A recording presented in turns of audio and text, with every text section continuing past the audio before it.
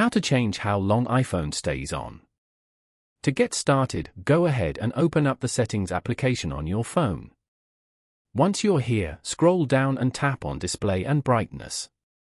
This page allows you to adjust the screen brightness, switch between light and dark appearance, enable True Tone, and configure other display-related settings.